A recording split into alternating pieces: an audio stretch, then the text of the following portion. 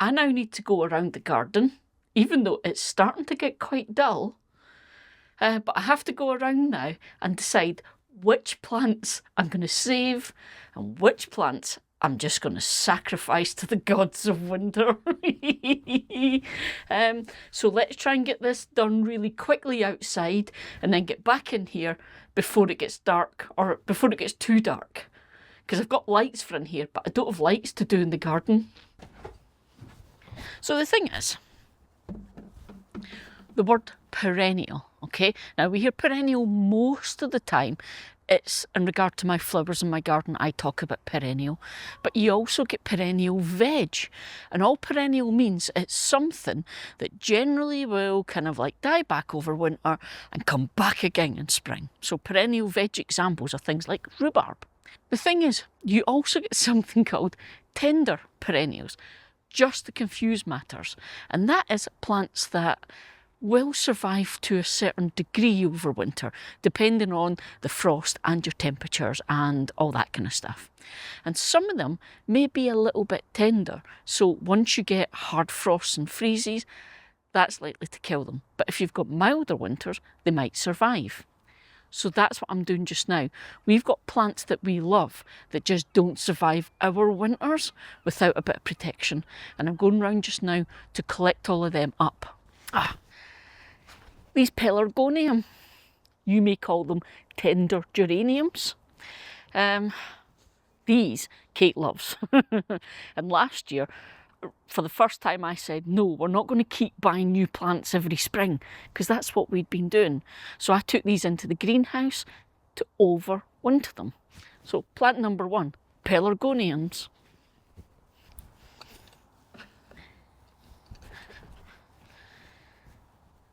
These are the next ones I'm going to be thinking about.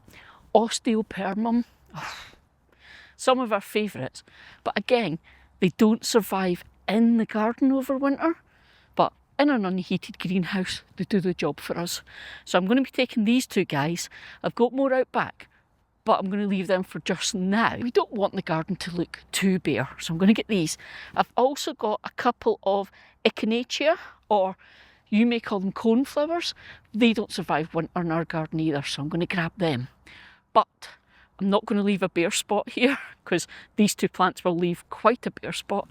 I've got a winter chrysanthemum or 2 that's to go in here, so give me a minute.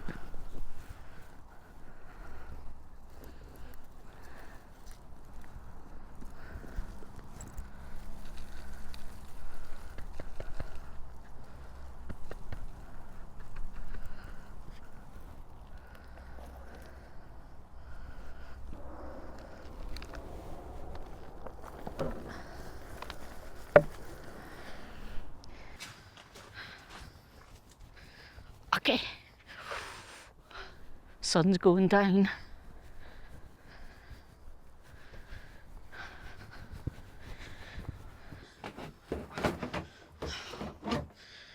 It's going to be a bit tight in here tonight, because as years go on, we grow different plants, we do different things, and right now my greenhouse is got lots of bulbs and pots, garlic in trays here, as you know, and I've already brought in some bidens that I'm overwintering.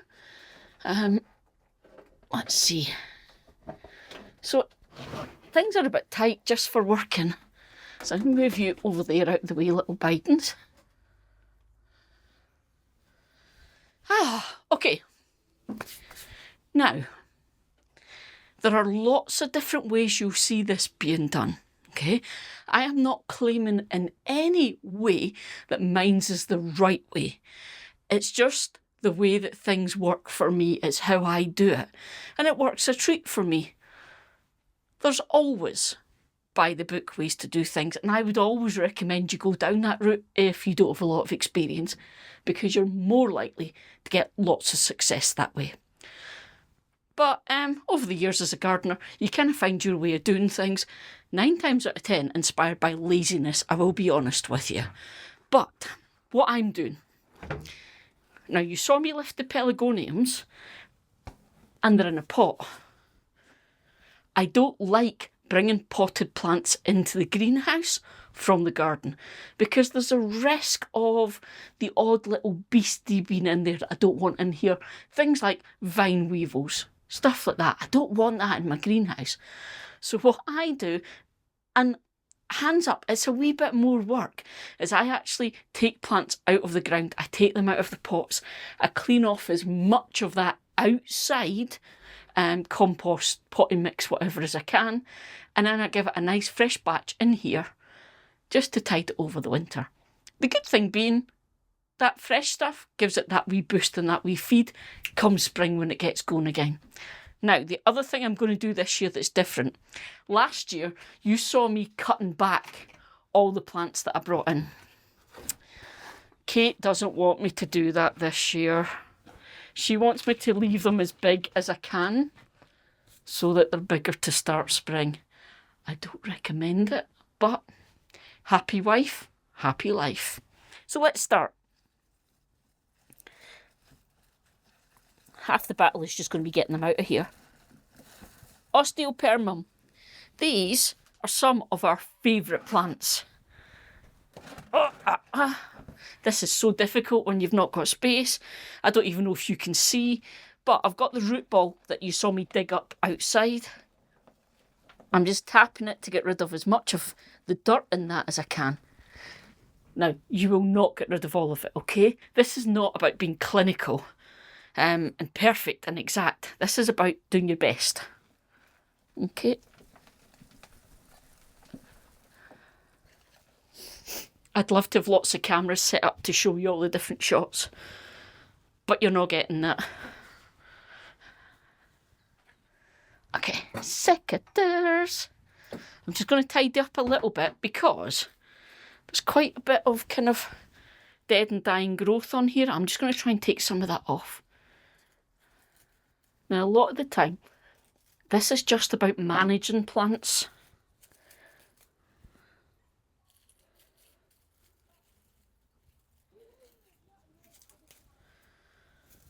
I'm fighting the urge here. I would chop this right back, but we'll see. Okay. Now, what I am going to do is I'm going to chop back the root ball a little bit. Not a huge amount.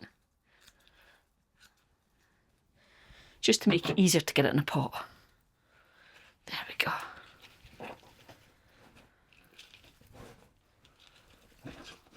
Now what you'll see I'm doing is I'm bouncing this around in the pot as I add the compost. It's just to make sure the compost gets under the roots and in amongst it all. Because it's quite a big plant, it's a bit harder when you're potting up. So I'm just making sure that it does that.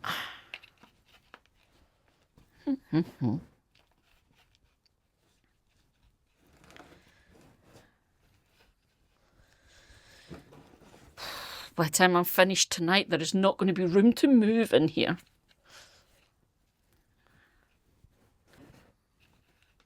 Now, this is a cool thing I can show you because it's big enough for you to see. Do you notice that as I'm doing this, how much that plant can move?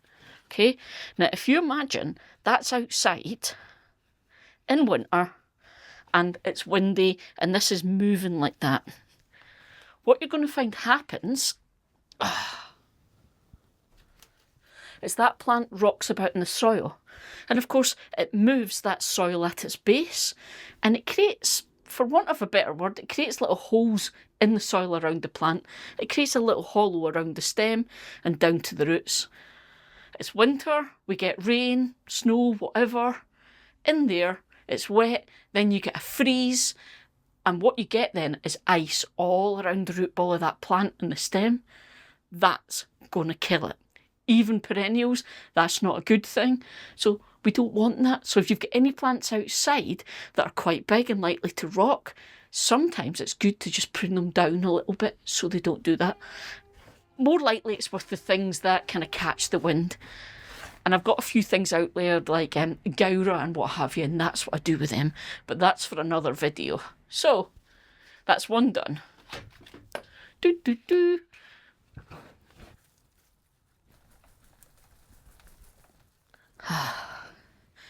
This one's a bit of a wider plant. It's just always good. This is a chance to have a wee check and just look for anything dodgy. And if you're happy, into a pot, same as before. I have no idea if you guys can even see because it's proper dark outside now. So I hope these lights are enough.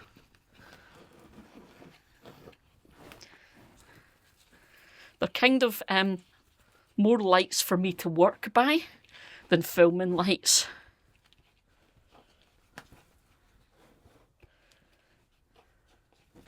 I think the day that I have lights to film in the greenhouse is the day I phone the BBC. So. Okay, that's 2. Oh, right. I'm not doing anything groundbreaking here, anything new. But some of you may be wondering, dahlias, Eli, why haven't you dug up the dahlia tubers? Because you're overwintering your plants. We haven't had the frost. Nope, no siree, not even the lightest of light, really anything yet. And with your dahlias, you want them to get frosted before you dig the tubers up because you want them to go dormant, and the frost is how that happens. So I'm just waiting on the frost, doing its wee thing and burning the leaves, and then I'll get them done. And there's one more plant I'm going to do that with as well, and that is the chocolate cosmos, Kate's little baby that she grew from seed.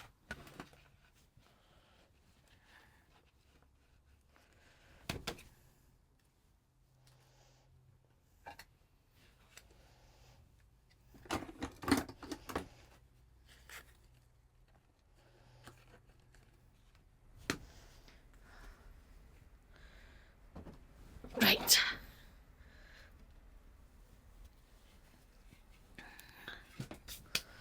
Oh.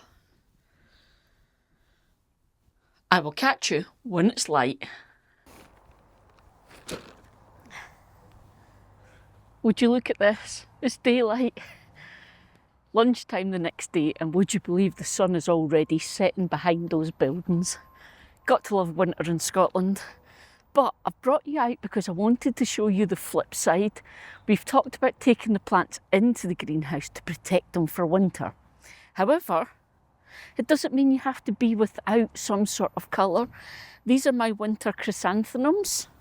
And we have them in these planters. And I had a few of these out in the back garden that we deliberately held on to because we knew there were going to be gaps. So I'm going to put them out here. The only weird thing is obviously they're all square root balls because they've been in a planter out there, so I'll have to do some finagling.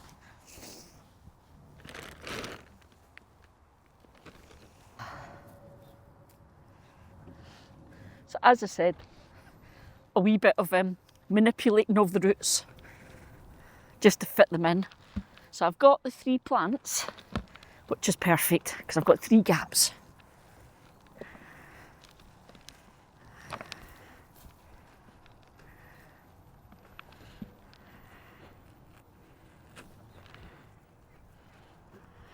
Oh, these are poor little things, are root bound. Okay, so.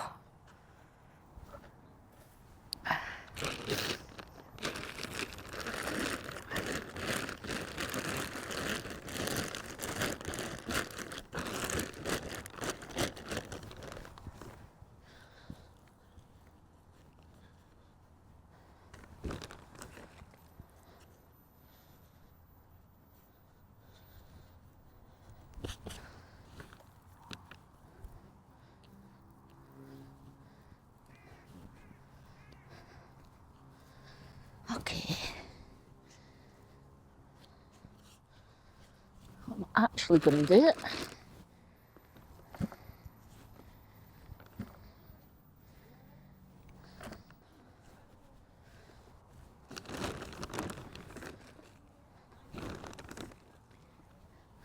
I figured I might as well take this chance. We have a lot of problems with these planters. They dry out really fast because the compost mix that's in here wasn't brilliant. So I'm just going to take the chance to replace it with Some of my favourite mix. May as well while I'm here.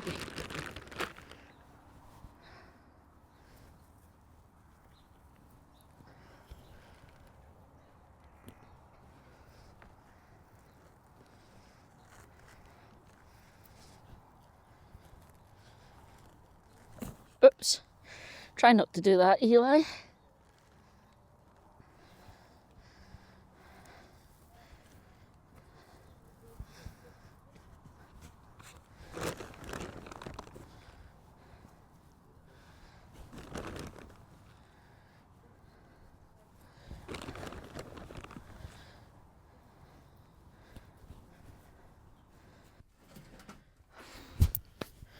Tell you what, I'm glad to be back in the greenhouse. That wind has a bite to it. Oh, hardwood cuttings then. As a wee bonus fun thing to tell you about. I'll explain the pots in a second, but hardwood cuttings. This time of year is fantastic for taking cuttings from some of those kind of shrubby plants with the woody stems. Take big long cuttings and plant them. And this time next year, you'll have little plants. It's fantastic. So, I have got buddleia and rose here that actually were a gift. These cuttings were given to me, and I'm bringing them on. But, if I can reach.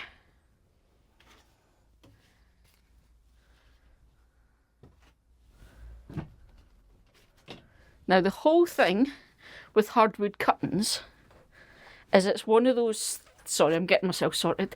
It's one of those things, you want them to be planted really, really deep in the soil, and you want those big tall rose pots if you can.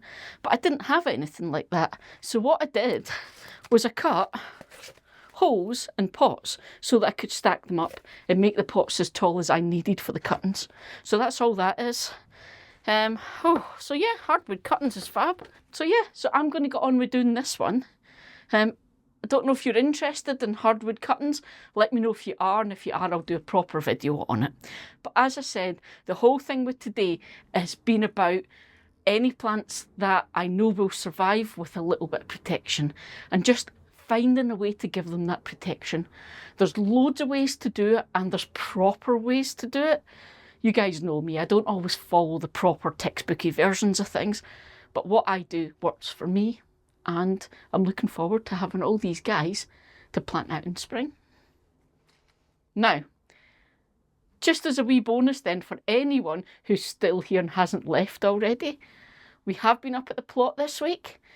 We didn't get heaps done because obviously with my back, but we did get one wee morning up there at the weekend, and we got a start. So what we did was we marked out at the minute an 8 metre by 10 metre space. That's going to be my main growing spot for this year. And although the plot has already been tilled, so I told you that the farmers had gone in with the big heavy machinery and prepared all the ground for us. But obviously it's been a few weeks since that happened. So quite a lot of weeds have started regrowing. So we went up and we gave it a good rake and a bit of a dig, and we got rid of as much of the weeds as we could, and we levelled the soil so it's ready to go. And I got the coverings down on it, so that spot that I'm going to be growing on has been covered now, so that I can get up there and can get started going on things and getting beds in place and all of that. So it's not going to get done as a rush, and I will give you guys lots more info, and there'll be proper plot videos coming up. But try not to rush, try not to kill myself overdoing it, so bear with me, but definitely give you updates. Right, I need to get this done.